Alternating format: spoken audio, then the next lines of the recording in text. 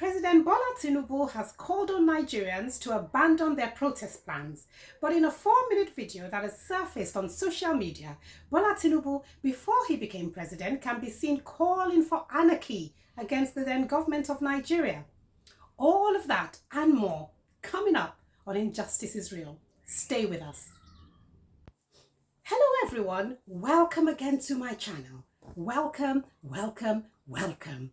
Today I will be talking about the hashtag Endbadgovernance protest that's coming up on the 1st to the 10th of August 2024 in Nigeria.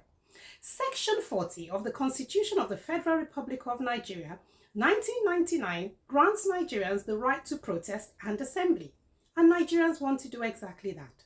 But President Bola Tinubu has, however, called on Nigerians to abandon their protest plans, promising to address their grievances and concerns. But first, let's look at hashtag EndSARs of 2020. What were the ingredients that propelled EndSARs at the time?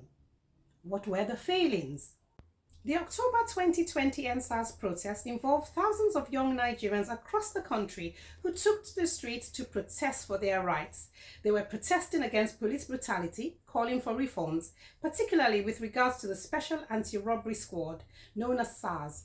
The focus was on ending SARS and police brutality, but the protest gradually included issues of good governance, transparency, accountability, and an end to corruption, and it exposed wider issues of injustice in the area of human rights violations that exist in Nigeria, including extrajudicial killings, torture, unlawful arrests, the lack of accountability for security forces, suppression of free speech, and the government's reluctance to engage constructively with civil society demands. Celebrities all over the place, professionals and members of in the diaspora got involved. This in itself was evidence that there was dissatisfaction with the state of policing and governance in Nigeria. Social media played a huge role. It amplified the voices of protesters online. It was used to share information, document abuse, coordinate logistics, and gain international support. That was awesome. There was unity and solidarity among many Nigerians. Many communities came together to support with food, medical aid, legal assistance, and much more. Nigerians in diaspora also got involved. That same month, President Buhari announced plans to disband the SARS unit, but those promises had been made in the past and SARS continued to function. Buhari's announcement was actually the 4th time the unit was abolished. Many Nigerians by then had lost trust and felt that disbanding SARS would not be sufficient to tackle the problems of police brutality, particularly if SARS officers are simply reassigned to another part of the police service. The protest continued and thousands of Nigerians took part in peaceful marching. The government's attitude was very dismissive at the time, and it later turned repressive. On the 20th of October, the Nigerian army and police opened fire on the peaceful demonstrators at Lekki Tollgate in Lagos. The result of that is what we now call the Lekki Tollgate massacre, where many died and others sustained multiple injuries. Now, what were the failings of EndSARs? Let us know what you think in the comments section. Let us know your thoughts. Let us know your opinion. What were the failings of EndSARs? Personally, EndSARs came and EndSARs went. There should have been continuity with EndSARs. A movement like EndSARs that garnered international support and recognition should have kept up the memento of advocacy. You keep dialoguing with the government. You keep talking. You keep applying pressure. No matter what, apply the pressure. Another thing is, EndSARs had fallen heroes. Those heroes of EndSARs should have been commemorated. They never should have been forgotten. They paid the price with their lives. So the voice of EndSARs should have been louder. It should have remained louder and louder and louder. You keep speaking up for the fallen heroes. If only for the fallen heroes. EndSARs should have never evaporated. Did the organisers ask for a progress report from the government? We might not know the answer now, but this should have followed after the protest. The nature of protests is that once the problem remains, the protest too should remain. What do you think? So EndSARs should have planned a phase 2 protest if a report wasn't forthcoming. What about monitoring and evaluation? Because that's another thing that is quite important. The progress of the changes being implemented by the government needed to be monitored, following on from the EndSARs demands. This would evaluate how effective their actions were. Number 4, another thing is documentation. The EndSARs organisers needed to document evidence of the government breaking their promises or continuing with human rights violations. Document for accountability, and it can be presented to international human rights organizations to seek intervention and support. Now, fast forward to 2024, and there's another planned protest dubbed #Endbadgovernance by Nigerians coming up this week. The demands are clear. Nigerians are demanding for a reversal of petrol prices, electricity tariffs, import duties, reform of the judiciary, to mention a few. And like I said, the demands are clear. This protest is also exposing wider issues of bad governance, economic hardship, and the frustration of hunger that has spread across the nation.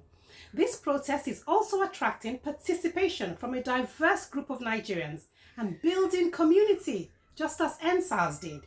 Various social media platforms are also playing a crucial role, like it did in EndSARs. Nigerians in diaspora and international supporters are observing to see where and how they can get involved. President Tinubu has called on Nigerians to abandon their protest plans, promising to address their grievances, and many service sectors, including traditional leaders, have also done the same. In the People's Gazette, the DSS, Department of State Services, called on the prospective protesters to listen to the voice of reason, good conscience, and patiently engage with the authorities in the interest of peace. But again, many protesters have lost faith in the words of the government because they've heard it all before and nothing is new. So the planned protest is set to go ahead. After all, peaceful protest is a democratic right of citizens. Are you seeing similarities in what happened in #EndSARs versus the upcoming #EndBadGovernance? Interestingly, in a 4-minute video that has surfaced on social media, Bola Tinubu, before he became president, was calling for anarchy against the then government, stemming from fuel subsidy, cronyism, lack of industrialization, lack of electricity, hunger, unemployment, national corruption, and corruption. Those who could improve this situation for the good of all of us do not allow the opportunity to make things better for us. They make it better for themselves, for their comfort and their families. Cronyism is prevailing. Today, our rulers in Abuja and across some of their states, you know what they say to us when they remove subsidy and we say no. Hunger is increasing, they say, so what? Unemployment is a cause, they say, yes, we know. Why are the people hungry? Is then let them face death. That is what is in Abuja of today. The current way of governance make nation building impossible. What it does, it makes poverty and the erosion of just society inevitable. We have gathered at this hour in this place to put an end to the national corruption and corruption. We have assembled here today to bring a new day, a new Nigeria to our people. Today, the Nigerian people are decent and hardworking people. They are equally long suffering. They tolerate for too long. Just because they are long suffering does not mean they should be forced to suffer until death comes. We, our people, we've had enough of excuses. Our people have had enough of having nothing. As you can see in the video. So, why can't Nigerians exercise their rights under Section 40? Why? It is unjust and unlawful not to allow Nigerians. Now you are the president, Mr. President.